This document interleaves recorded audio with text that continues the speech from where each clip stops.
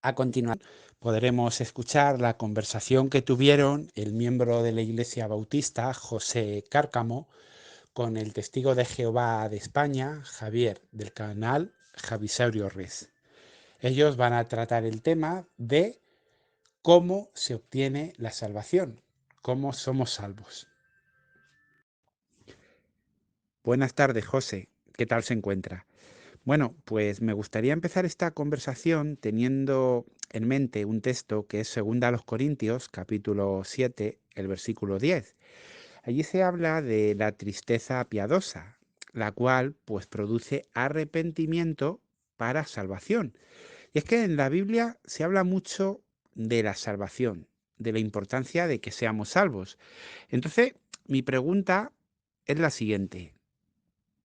Según tu creencia personal, Cárcamo, ¿qué tenemos que hacer para ser salvos? Pero es una pregunta con varios matices. Me gustaría también que me contestara qué tenemos que hacer para ser salvos según la Iglesia Bautista a la cual perteneces. Y si pudieras darme alguna referencia de alguna página web, de algún libro, de algún erudito tuyo que confirme que esa creencia es oficial dentro de la Iglesia a la que perteneces. Y por último, si pudieras o conoces alguna referencia de la patrística en la que se hable de esa postura que tú vas a mantener. ¿Qué tenemos que hacer para ser salvos? Bueno, Javier, mira, te voy a ir contestando en la medida de lo posible. O sea, vos me estás haciendo una pregunta, ¿qué tiene que hacer una persona para ser salva? ¿Ves? Mira, te voy a contar, en la iglesia bautista hay diferentes corrientes. Hay dos corrientes. Por ejemplo, están los bautistas calvinistas que creen en la predestinación, que dicen que Dios es el que predestina a las personas para ser salvas. Dios escoge a las personas, Dios las atrae, dice la doctrina calvinista. Y están los arminianos que dicen que es lo contrario en algunos aspectos con la doctrina calvinista, que la persona tiene que trabajar por la salvación y Dios también llama para la salvación. O sea, yo estoy en ese punto intermedio, Dios escoge y el cristiano también tiene que trabajar por la salvación. Una de las cosas que nos has enseñado a nosotros es que primero hay que arrepentirse. Dice, por ejemplo, en los Hechos de los Apóstoles dice, al oír esto se compusieron de corazón y dijeron a Pedro a los otros apóstoles, varones hermanos, ¿qué haremos? Pero le digo, arrepentíos y bautícese cada uno de vosotros en el nombre de Jesucristo para perdón de los pecados, recibiréis el don del Espíritu Santo, porque para vosotros es la promesa y para vuestros hijos y para todos los que están lejos, para cuanto el Señor nuestro Dios llamare. O sea, ahí el que toma la iniciativa es el ser humano, pero también está la mano de Dios, porque en versículo 47 dice, alabando a Dios y teniendo favor con todo el pueblo. Y el Señor añadía cada día a la iglesia lo que habían de ser salvos. O sea, el que añade a la iglesia a los salvos es Dios. O sea que tiene que ver tanto el hombre como Dios. Dios es el que añade a la iglesia a las personas que van a ser salvas. Otro texto es lo que dice Hechos, capítulo 16. Él entonces pidiendo luz se precipitó adentro. 16:29. Y temblando se postró a los pies de Pedro y de Silas. Y sacándolo le dijo, señores, ¿qué debo hacer para ser salvo? Ellos dijeron, creen en el Señor Jesucristo, será salvo tú y tu casa. Y le hablaron la palabra al Señor, a él y a todos los que estaban en su casa. Y él tomándolos a aquella misma hora de la noche le lavó las heridas y enseguida se bautizó como él y todos los suyos. O sea, para ser salvo el carcelero preguntó, ¿qué puedo hacer para ser salvo? Entonces dice, cree en el Señor Jesucristo, será salvo tú y tu casa. También está lo que dice Hechos, capítulo 8. Para ser salvo, para ser bautizado, hay que creer y confesar a Cristo como el Hijo de Dios. Entonces Felipe abriendo su boca y comenzando de esta corta escritura le anunció el Evangelio de Jesús y yendo por el camino llevaron a cierta agua y dijo el eunuco, aquí hay agua, ¿quién pide que yo sea bautizado? Felipe dijo, si cree de todo corazón, bien puedes. Y respondió y dijo, creo que Jesucristo es el Hijo de Dios. O sea, son los requisitos, creer en Cristo Jesús. Ahora Marcos 16, que supuestamente muchos han impugnado que es un texto apócrifo, pero ya en siglo II que ahora citado por Irineo de León, dice, Marcos 16, y por todo el mundo por todo el mundo, y predicar la evangelio a toda criatura. El que creyere y fuere bautizado será salvo, mas el que no creyere será condenado. O sea, tiene que ver muchas cosas. Creer en Cristo Jesús, confesarlo, arrepentirse, bautizarse.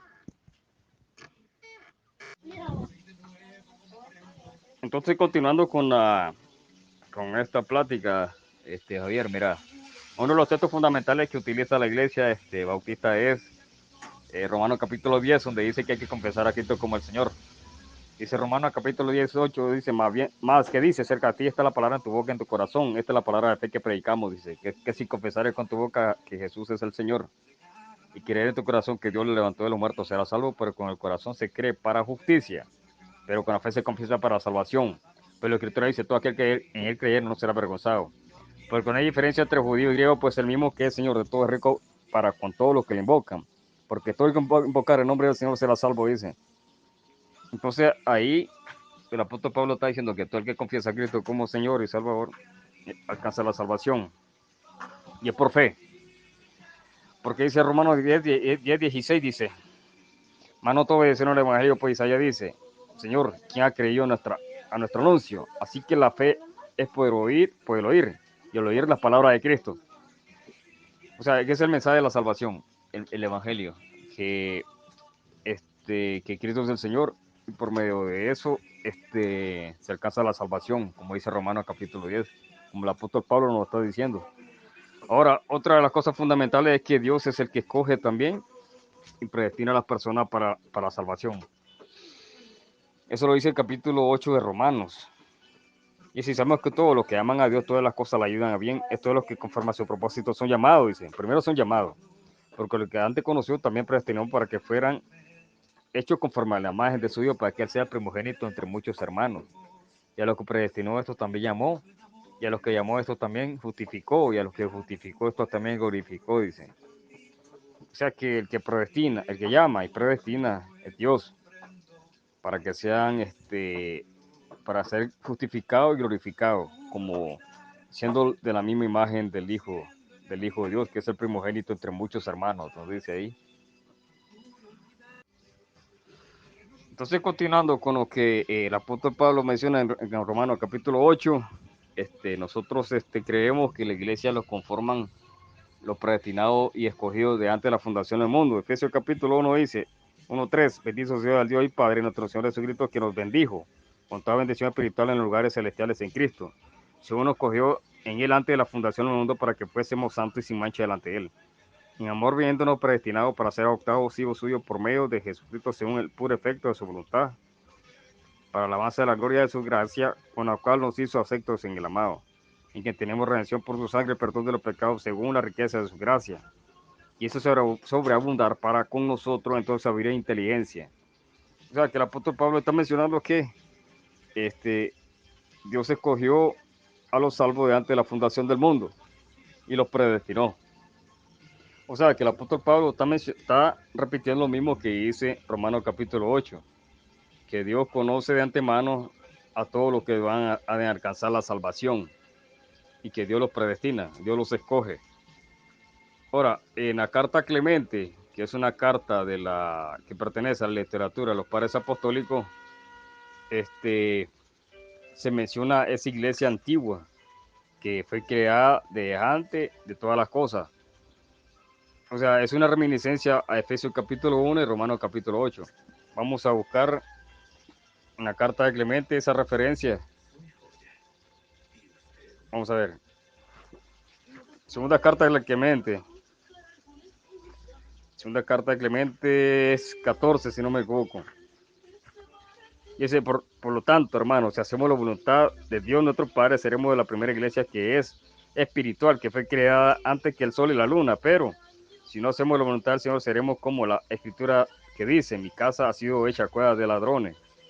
Por tanto, prefiramos ser de la iglesia de la vida para que seamos salvados, dice. No creo que ignoréis que la iglesia viva es el cuerpo de Cristo, porque la escritura dice, Dios hizo al hombre varón y hembra. el varón es Cristo y la hembra es la iglesia. Y los libros y los apóstoles declaran de modo inequívoco que la iglesia no solo existe ahora por primera vez, sino que ha sido desde el principio, porque era espiritual como nuestro, nuestro Jesús era también espiritual, pero fue manifestado en los últimos días para que Él pueda salvarnos. O sea, es una carta de Clemente 14, está mencionando esa iglesia que era de antes de la fundación del mundo. O sea, que los bautistas creen que la iglesia, que es una denominación religiosa, no salva a nadie. O sea, si uno es bautista, no se salva automáticamente.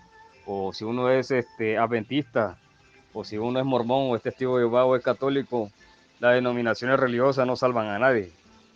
Más bien, creemos que la iglesia la conforman los salvos, no que una denominación religiosa salve. ¿Ve? Ese es el punto de vista de los bautistas. Entonces nosotros creemos que los salvos son elegidos, son predestinados, son destinados a la salvación. Entonces, por ejemplo, Jesucristo dice en Juan 15:16, no me elegiste vosotros a mí, sino que yo elegí a vosotros. Os he puesto para que vayáis y llevéis fruto, y vuestro fruto permanezca, para que todo lo que pidiereis al Padre en mi nombre yo los dé. Ahí está Cristo diciendo que yo los elegí a ustedes no me eligieron a mí. O sea que el Señor Jesucristo está enseñando la doctrina de la elección, que Dios elige y llama a sus escogidos. Ahora, la Biblia dice que Cristo vino a morir por los hijos de Dios que están dispersos por todo el mundo. En Juan capítulo 11 dice, 11, Juan capítulo 11, 50. Entonces Caifás, uno de ellos, sumo sacerdote aquel año, le dijo, vosotros no sabéis nada, ni pensáis que os conviene que un hombre muera por el pueblo y no que toda la nación perezca. Esto no lo dijo por sí mismo, sino que como era el sumo sacerdote, aquel año profetizó que Jesús había de morir por la nación. Y no solamente por la nación, sino también para congregar en uno a los hijos de Dios que estaban dispersos. Entonces, ahí se está mencionando que Jesús vino a congregar en uno a todos los hijos de Dios. Y los hijos de Dios nacen por medio del Espíritu Santo. Y es por voluntad de Dios que los hijos que son engendrados. Vamos a leer lo que dice Juan, capítulo 1.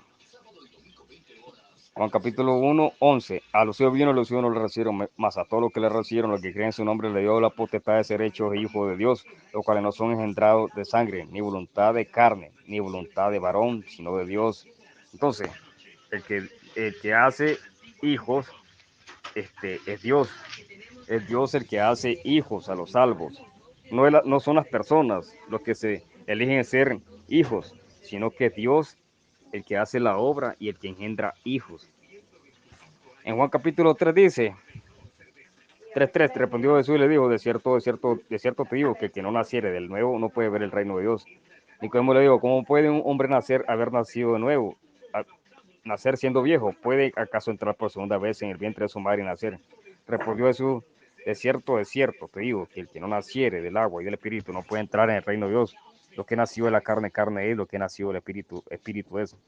No maravilléis de esto que te dije, os es necesario nacer de nuevo. El viento sopla donde quiere, oye su sonido, mas no sabe ni a dónde va, no sabe de dónde viene y de dónde va. Así es todo aquel que ha nacido del Espíritu. Ahí el Señor Jesucristo nos está enseñando que el Espíritu Santo sopla donde Él quiere.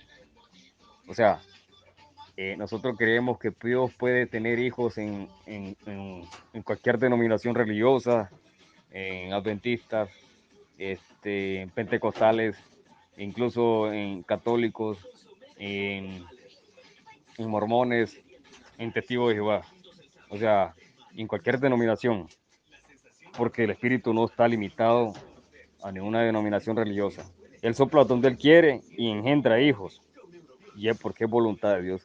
Entonces, en pequeños rasgos, estoy hablando de que las personas trabajan por su salvación, pero Dios, el que llama, predestina, elige a los que han de alcanzar la salvación y la vida eterna. Incluso el Señor Jesucristo dice que Dios arrastra o atrae a la salvación a las personas. Eso lo podemos encontrar en Juan capítulo 6. Juan capítulo 6 dice, todo lo que el Padre me da vendrá a mí. El que a mí viene no lo echo fuera, dice. Juan 6, 37. Juan 6, 44 dice, ninguno puede venir a mí si el Padre que me envió no lo trajere. La palabra que se traduce para trajere se puede traducir también como arrastrar. O sea que Dios arrastra a las personas para la salvación. Entonces, es el Padre Celestial el que atrae a las personas y las elige y le da vida eterna. Pero las personas tienen que mantenerse fieles a ese llamado. Eso es lo que cree la mayoría de las iglesias bautistas. Pues.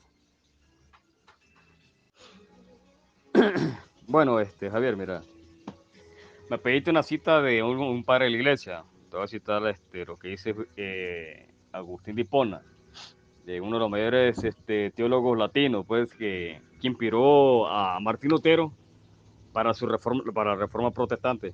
Si bien recordamos la biografía de Martín Lutero, él no podía, por medio de sus obras, ganarse la salvación. La conciencia de Martín Lutero la acusaba constantemente hasta que leyó las escrituras y se inspiró también en la doctrina de Agustín de Hipona, el doctor latino de la iglesia del siglo V. Por ejemplo, en el libro Ciudad de Dios, el libro 12, 16, nos está hablando de que Dios conocía de antemano todas las cosas y que Dios prometió la vida eterna antes de la fundación del mundo, antes de la creación de todas las cosas. Miremos el libro 12, 16, libro 12, 16 del libro Ciudad de Dios de Agustín de Hipona, dice Agustín de Hipona, confieso mi ignorancia respecto al número de los siglos transcurridos antes de la creación del hombre, pero no me queda la menor duda de que no existe criatura alguna coeterna con el Creador, dice. Y el apóstol menciona unos tiempos eternos, no con referencia al futuro, sino lo que es más sorprendente, el pasado, dice. Estas son las palabras, la esperanza de una vida eterna, la cual Dios, que no puede mentir, prometió antes de los tiempos de los siglos y manifestó a su tiempo su palabra por la predicación, dice Tito 1:2 al 3. Agustín de Hipona cita de Tito 1:2 al 3, donde habla de la esperanza que fue prometida antes de la fundación del mundo. Sigue comentando Agustín de Hipona, vemos que dice que en el pasado hubo unos tiempos eternos, lo que sin embargo no eran eternos con Dios, y ya que Dios antes de tales tiempos no solamente ya existía, sino que prometió la vida eterna y daba a conocer a su tiempo cuando fue conveniente. ¿De qué se trata sino de su palabra? Porque esta es vida eterna. Pero entonces, ¿cómo ha prometido esto? Tratándose de una promesa a los hombres que no existían antes de los tiempos eternos, sino porque en su eternidad y en su propia palabra coeterna con él, ya estaba predestinando y fijado lo que a su tiempo había de suceder. O sea, ahí estaba Agustín de Hipona hablando de la predestinación, que antes de la fundación del mundo y la creación de los hombres, ya el Padre había planeado o ya tenía su propósito eterno. ¿Ve? En el libro 12, 22 dice, Dios no ignoraba que el hombre había de pecar y que sometiéndose a sí mismo a la muerte había de propagar seres destinados a morir, ya que esta raza mortal había de llegar tan lejos de su salvajismo, pecador, que las mismas bestias irracionales, sin voluntad, nacidas de múltiples estirpes, una de las aguas, otra de la tierra, vivirían entre sí con más paz y seguridad que los hombres. Surgía con toda su estirpe de un solo individuo para asegurar la concordancia.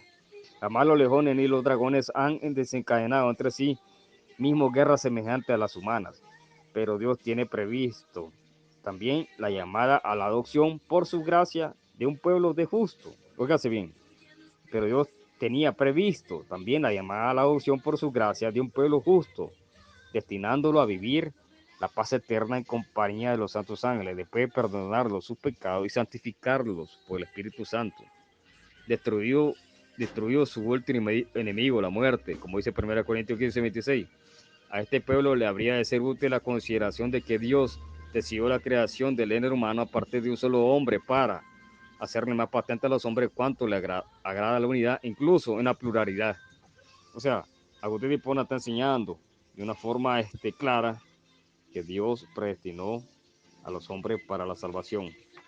Y ahí se inspiró Martín Lutero para su reforma protestante, que dijo que Dios elige a los salvos, elige a los hombres para salvación. Y también de ahí desarrolló Juan Calvino la doctrina de la predestinación, y que los bautistas retomaron pues esas enseñanzas, pero en verdad viene lo que dice la Biblia en Romanos capítulo 8, en Efesios 1 también, y múltiples textos de los evangelios y de otras cartas y los profetas también.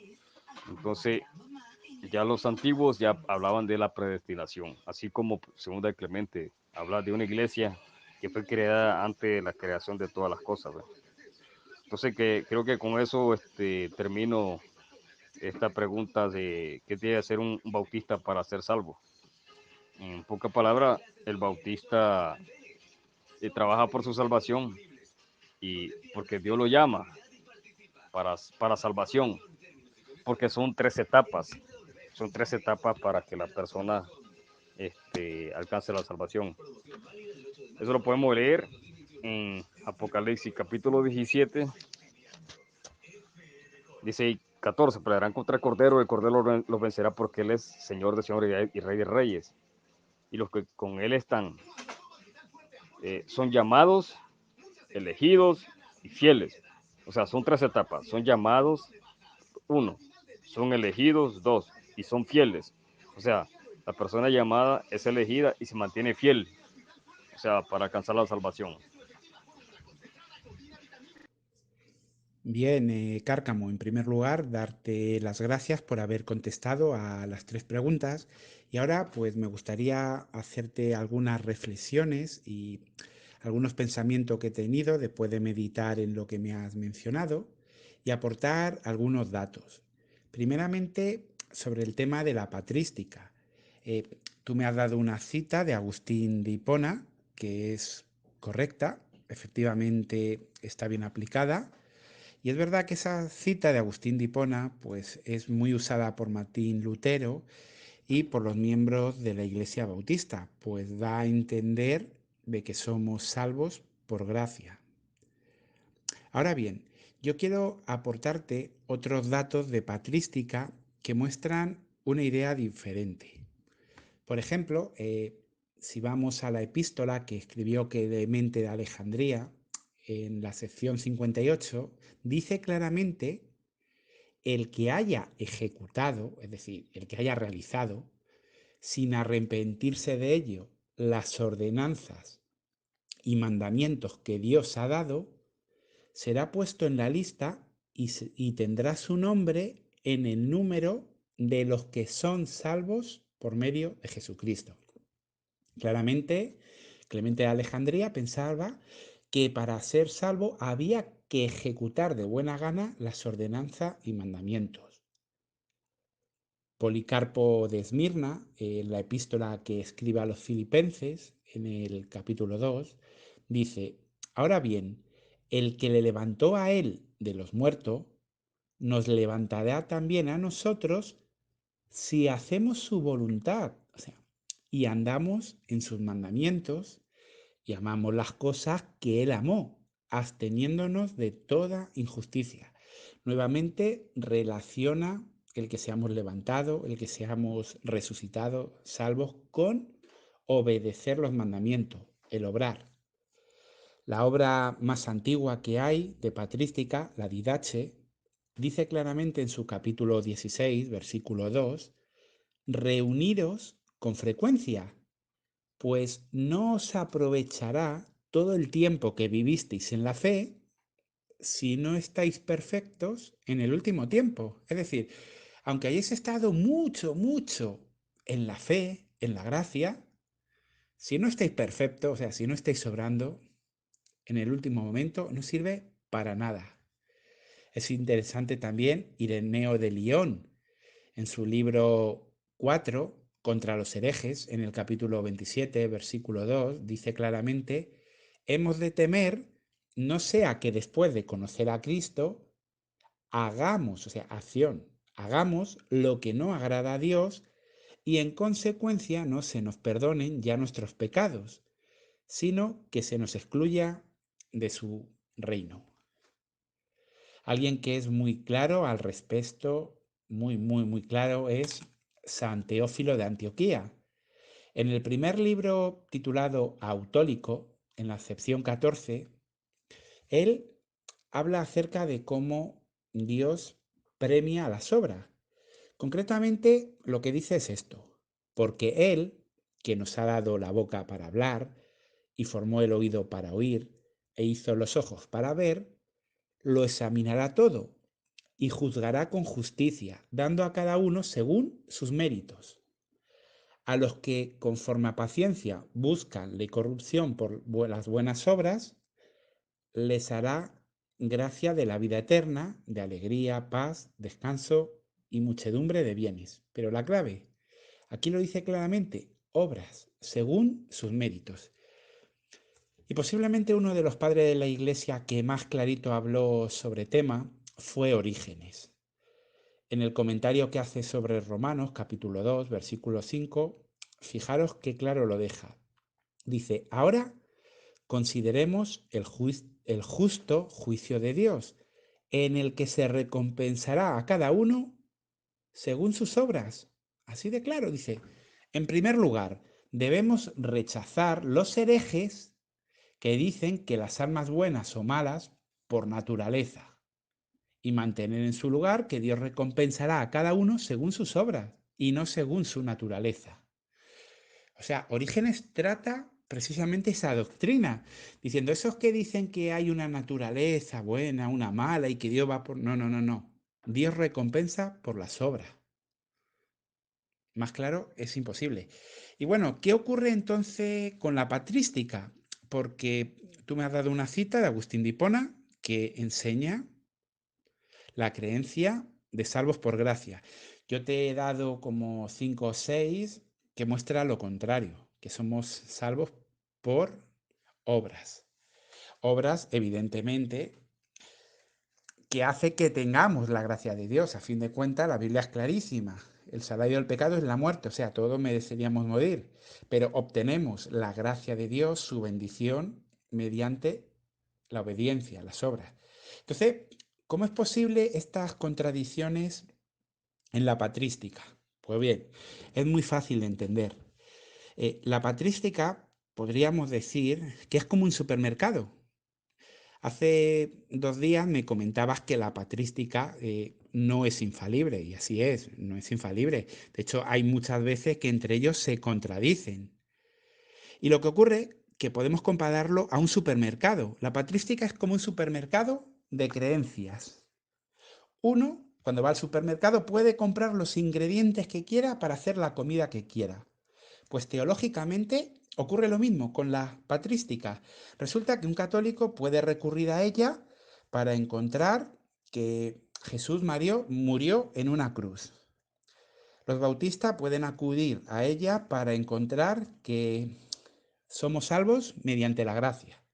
Y resulta que los testigos de Jehová, en la patrística encontramos el reino de 1000 años, encontramos el paraíso en la tierra, encontramos que Cristo fue creado. Al final, todos encuentran en la patrística lo que quieren.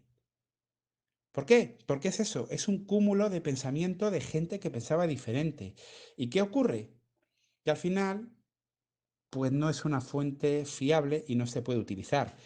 En este caso muy concreto, que estamos hablando del tema de las obras o la gracia, pues bueno, la amplia mayoría, por no decir prácticamente todos, los padres de la Iglesia, coinciden en que las obras son necesarias para la salvación, fundamental. Y solo algunos casos, como Agustín de Hipona, que por eso lo utilizó Martín Lutero, existe la idea de salvos mediante la gracia. Que ahora bien, yo no estoy utilizando a los padres de la Iglesia ni la patrística para decir que tu idea es errónea, no, porque como he dicho, la patrística no sirve. No sirve porque es contradictoria hay todo lo que uno quiera. Entonces, como fuente histórica para saber los pensamientos diferentes que aquí había en esa época, sirve. Pero para nada más. Tú mismo lo dijiste, Cárcamo, dijiste claramente que la patrística no es infalible. Claro, la patrística tiene ideas contradictorias. Y existe una realidad. Lo que no se origina de Dios, se origina del diablo. Entonces, si una enseñanza en patrística está acorde a lo que dice la Biblia, es correcta. Y si una enseñanza de patrística va en contra de la Biblia, pues proviene de Satanás. Así de sencillo. Entonces, ¿qué ocurre? Si en un supermercado, en un plato de comida, hay una parte de la comida que es satánica, no es fiable. Es decir, la patrística es como un basurero, es un basurero donde hay cosas en buen estado, hay cosas que sirven, pero hay otra gran cantidad de cosas que no sirven. Ese es el tema. Pero bueno, nuestro debate no va por la patrística, la hemos mencionado como modo de datos para que digamos, esta conversación sea instructiva. Ahora, lo que sí me gustaría es hacer unas reflexiones sobre otras cosas que has comentado. En otro de los comentarios que hacías, mencionabas cómo dentro de la Iglesia Bautista pues hay diferentes pensamientos. Hay algunos que están más acorde a lo que pensaba Calvino acerca de que somos salvos mediante la gracia, y hay otros tipos de pensamientos con los que quizás tú te sientes más identificados. Pero fíjate, yo ahí quiero contarte mi experiencia personal. A mí eso me choca mucho. Te explico por qué. Yo me crié como católico. Y dentro del catolicismo, aunque a nivel de calle cada católico crea lo que quiere y diga lo que quiera, la realidad es que tienen una doctrina uniforme, que es la que dice el catecismo. Punto. O sea, la Iglesia Católica tiene una enseñanza. Que la vaya cambiando, que la vaya reformando, pero es una única enseñanza y está en el catecismo y se enseña. Posteriormente me convierto en testigo de Jehová y nuevamente tenemos una enseñanza única. O sea, no existe testigo de Jehová que creen una cosa, testigo de Jehová que creen otras. Igual, hay una unidad de enseñanza. Y claro, entonces a mí me choca mucho lo que me mencionaba de que dentro de la Iglesia Bautista hay como diferentes ideas. Me choca, te explico el por qué. Porque el otro día hablando contigo, tú me hablabas de las ideas periféricas. Evidentemente hay temas de la fe, temas bíblicos que son importantísimos, que son fundamentales. Y otros que son periféricos, de poca importancia. Realmente si Jesús murió en una cruz o en un madero, no modifica en nada el contenido de la Biblia. No cambia nada. Pues como esas cosas hay muchas. Si la mujer debe ir al culto en falda o en pantalón, no modifica nada lo importante. Pero el tema de cómo somos salvos, si mediante gracia o mediante obras, no es un tema periférico, es un tema muy serio, es un tema de los principales que hay. Entonces, que dentro de una misma iglesia haya esa diferencia, a mí me choca. Eso sí, que no estoy juzgando ni criticándote, porque como te dije, esto es una conversación para conocer más tus creencias y para que nos expliques más lo que crees y el por qué. No es crítica. No vamos a entrar en un debate si está bien o está mal. Simplemente me choca. Me choca mucho por eso, porque Efesios 4, versículos 5 y 6 dice un solo Señor, una sola fe, un solo bautismo, un solo Dios y Padre de todos. Entonces, claro, una sola fe, o sea, o una de dos, o es por gracia, o es por obras, o es una tercera opción. Pero la verdad es una, y el resto que no es verdad es mentira, y la mentira se origina de Satanás. Entonces, es algo grave que dentro de una misma iglesia haya diferentes maneras de pensar en temas no periféricos. Pero como te he dicho, que no es una crítica, es una reflexión que te hago para que entiendas mi pensar también, igual que yo te he pedido el tuyo. Y bueno, ahora por último me gustaría comentarte algo sobre alguno de los textos bíblicos que has citado. Realmente citaste bastante. Y la idea no es refutarte todo, porque como hemos dicho, esto no es una pelea, es una conversación para saber tu pensar y que defiendas tu fe. De todos los que dijiste, hay uno que a mí me llamó la atención, que es el de Marcos 16:16, en el cual se dice, el que crea y se bautice será salvo. ¿Por qué? Porque es verdad que hay varios textos en la Biblia que dicen, el que crea será salvo, somos salvos mediante la fe en nuestro Señor Jesucristo. Hay muchos textos que hablan de la fe. Pero la Biblia, claro, es muy clara. En la carta de Santiago se dice claramente que tienes fe, perfecto, genial, pero la fe sin obras está muerta. Los diablos también tienen fe, creen y se estremecen. No sirve para nada.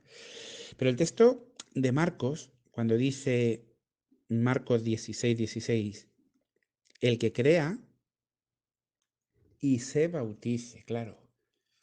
Hay otros textos que solo mencionan el que crea, pero este texto complementan, diciendo y se bautice. Eso incluye un obrar. Porque aunque uno tenga fe, aunque uno esté en gracia, puede ser borrado del libro de la vida, como muestra Apocalipsis 3:5. O en Apocalipsis 22:19 dice claramente que si alguien quita una sola palabra de este escrito, del rollo de Apocalipsis, él le quitará su porción del libro de la vida. O sea, uno puede estar en el libro de la vida de momento y Dios borrarle de él. O sea, no es algo perpetuo. Es verdad que citaste algunos textos que daban a entender que si, ¿qué tengo que hacer para ser salvo? Pon fe en que Cristo es nuestro Salvador. Hay textos así, pero claro, tiene que ir acompañado de obras como se muestran. Pero bueno, no vamos a entrar en una pelea ni en un debate. Ahora tú me contestas, yo te contesto. Yo simplemente quería que defendieras tu fe y te quería dar estas reflexiones. Ahora sí, me gustaría hacerte otras preguntas para profundizar más, si te parece. Te digo cuáles son. La pregunta es la siguiente, puesto que la patrística en su mayoría habla de la importancia de las obras, puesto que Santiago habla de que la fe sin obra está muerta. Mi pregunta es, ¿cuáles son las obras? O sea, para ti es una pregunta muy simple, así que te va a ser muy fácil responder. ¿Cuáles son las obras que hará que tengamos la aprobación de Dios, que estemos en gracia y de esa manera podamos ser salvos? Y te lo pregunto de la misma manera que antes. Según tu opinión, ¿cuáles son las obras que nos harán ser salvos o estar en gracia? Según la Iglesia Bautista, ¿cuáles son esas obras de las que se habla en Santiago o en otras partes? Y según la patrística,